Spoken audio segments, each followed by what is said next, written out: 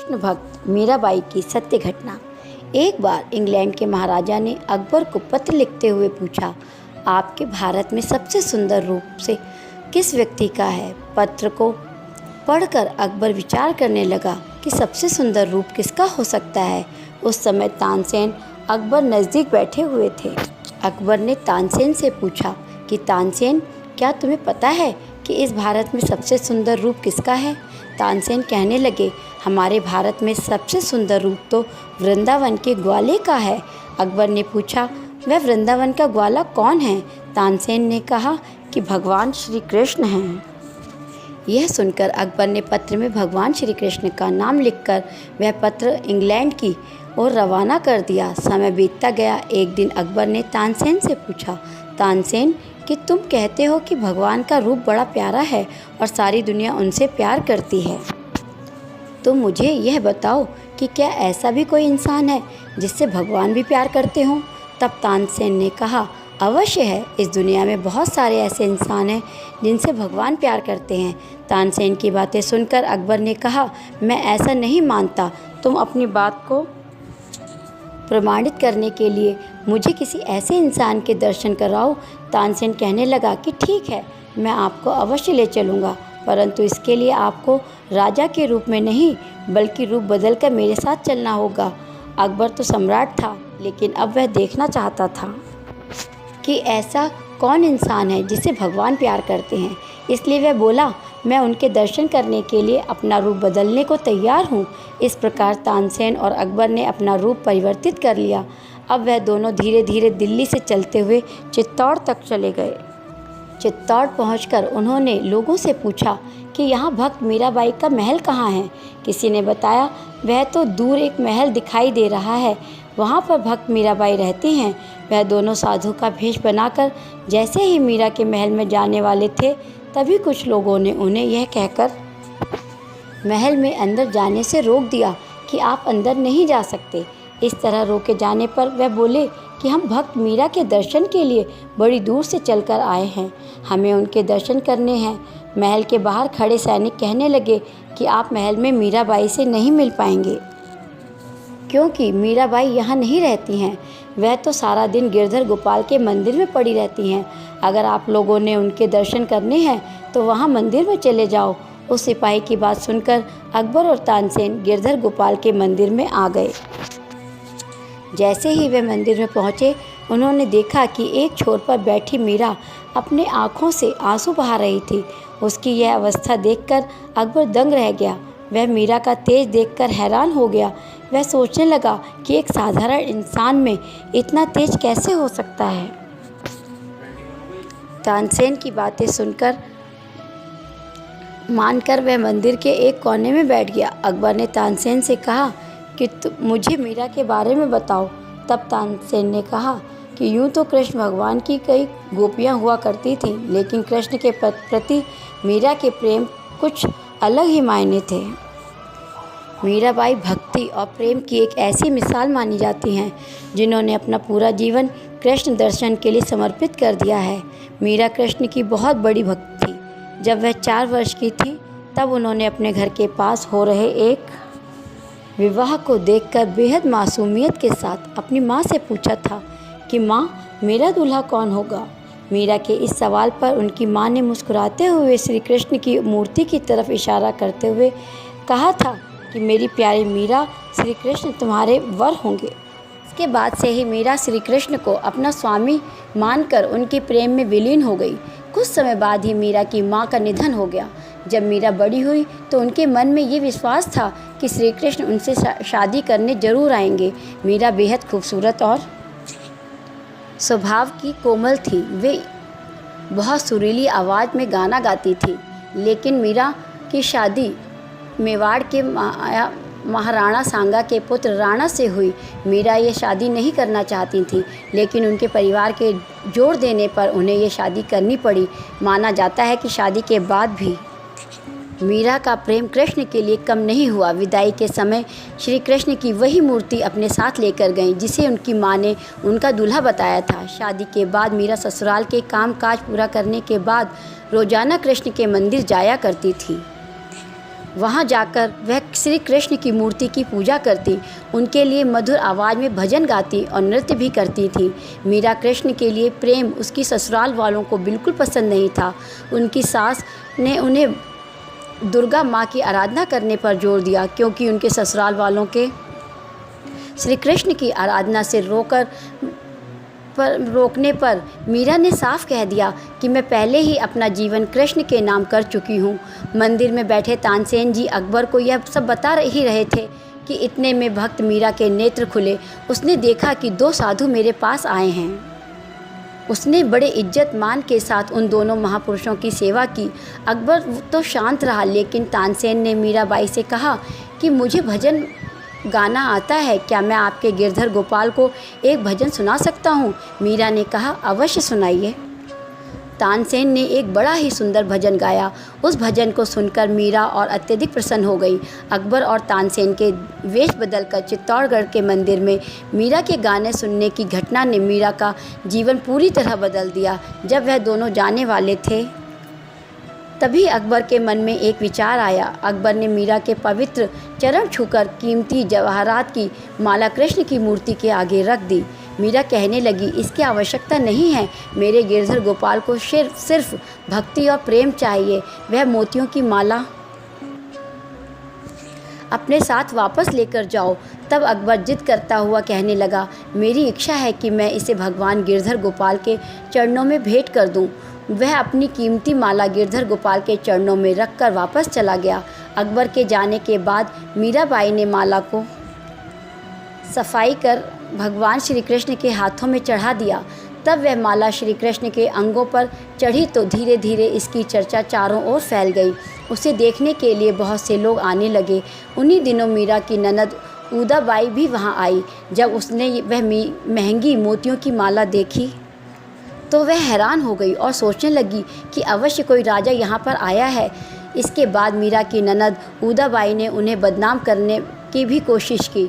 उदाबाई ने अपने बड़े भाई राणा मीरा के पति से कहा कि मीरा का किसी के साथ प्रेम संबंध है और उसने मीरा को उस व्यक्ति के साथ देखा है। यह सुनकर राणा बेहद क्रोधित हुए और आधी रात बहन उदाबाई के साथ मंदिर जा पहुँचे। मंदिर पहुंचकर उन्होंने मीरा को कृष्ण की मूर्ति के साथ अकेले ही बातें करते हुए देखा। ये देखने के बाद राणा बेहद क्रोधित हो गए, जिसके बाद उन्होंने गुस्से से मीरा को कहा कि जाकर डूब मरो और जीवन में कभी भी अपना चेहरा मत दिखाना। तुम्हारी वजह से मेरे और मेरे परिवार की बहुत बदनामी हो चुकी है। तुमने हमें लांछित किया है। इसके जवाब में मीरा कृष्ण की मूर्ति की ओर इशारा कर कहती है कि ये मेरे स्वामी हैं, इनसे मेरा विवाह हो गया है। इसके बाद मीरा ने राणा की कई बातों का पालन किया और वह गोविंदा गिरधारी गोपाल जपते जपते कृष्ण के ख्यालों में नाचते गाते नदी की ओर बढ़ने लगी।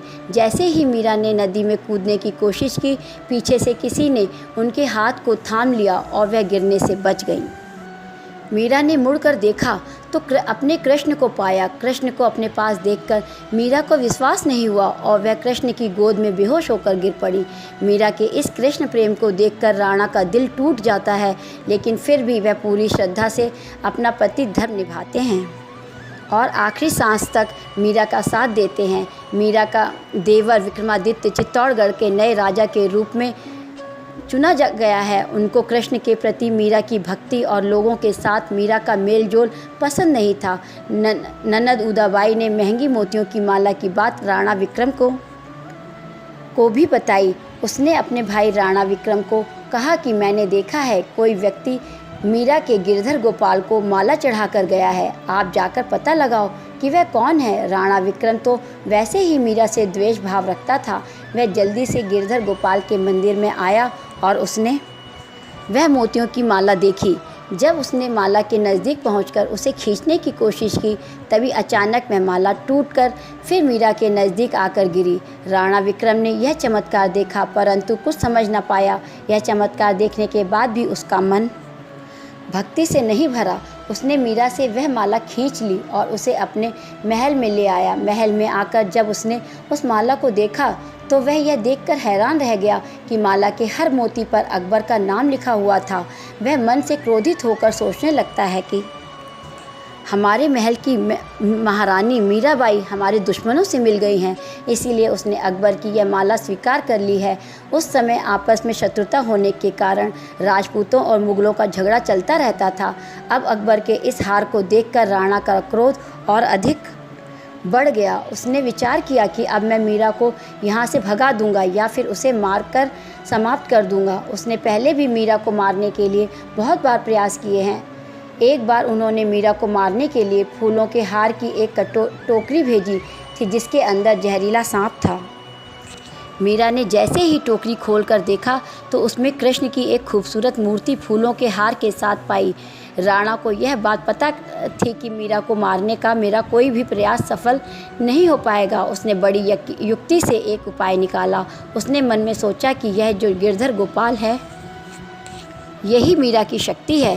क्यों ना गिरधर गोपाल की मूर्ति को ही मंदिर से निकालकर नदी में फेंक दिया जाए।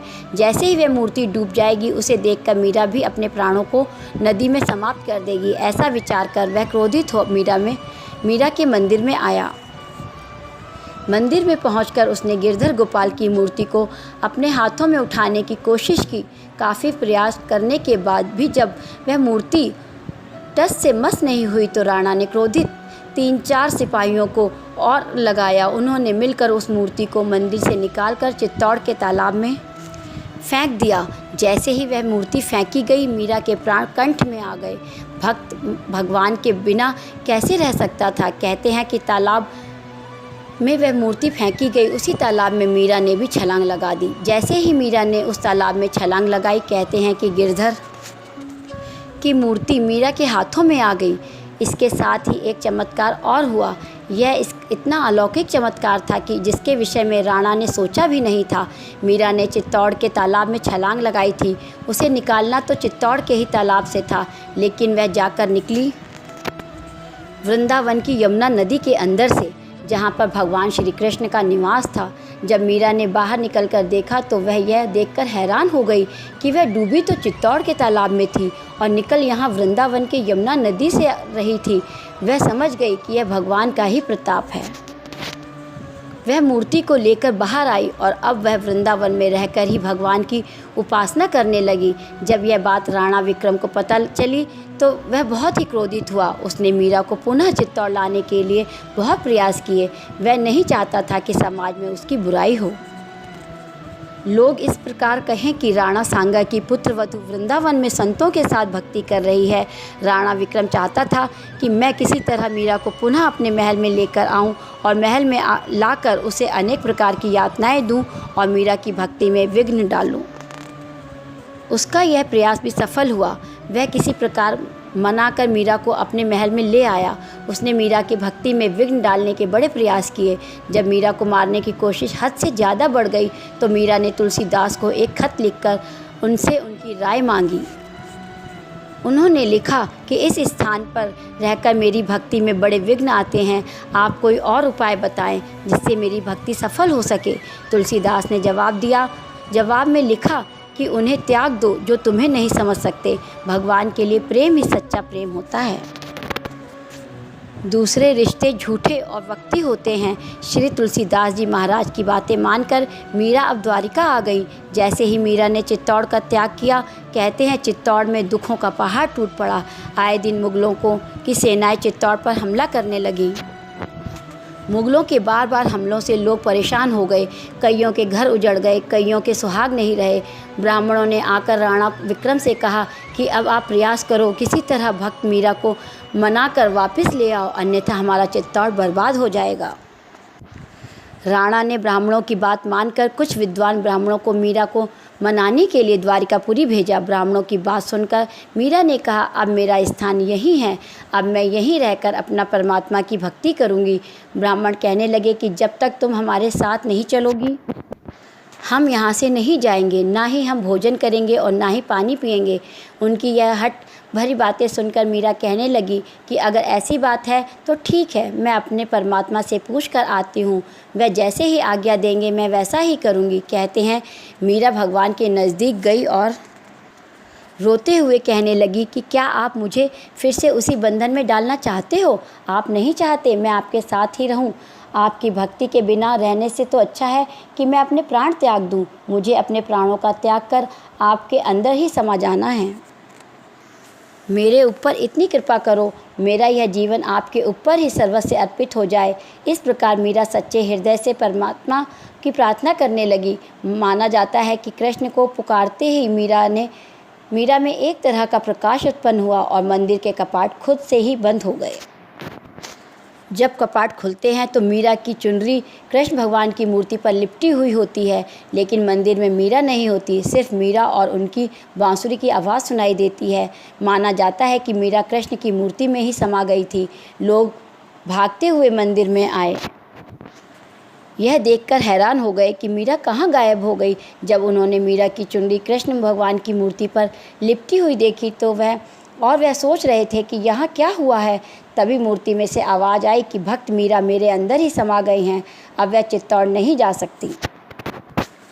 तुम इस मूर्ति से चुनरी का टुकड़ा ही चित्तौड़ ले जाकर रखो, तुम्हारे सारे उपद्रव शांत हो जाएंगे। भगवान की बात मानकर वह भक्त चुनरी का एक टुकड़ा चित्तौड़ लेकर आए। कहते हैं जब भक्त मीरा की चुनरी का टुकड़ा चित्तौड़ पहुंचा तो चित्तौड़ में रहने वाले सारे व्यक्तियों के दुख दूर हो गए। इस तरह परमात्मा ने अपने भक्त को अपने अंदर ही समाहित कर लिया। जो सच्चे भक्त होते हैं वह परमात्मा से दूर नहीं हो पाते। जब यह सारी घटना तानसेन ने अकबर को बताई तो अकबर भी यह सुनकर हैरान हो गए कि भगवान की मूर्ति में ही मीरा का समावेश हो गया है। अकबर के मन में भी मीरा के प्रति श्रद्धा और बढ़ गई। वह मान गया था कि भगवान भी अपने भक्तों से प्रेम करते हैं। अगर सच्चे मन और विश्वास के साथ भक्ति करी जाए तो भगवान स्वयं प्रकट हो जाते हैं।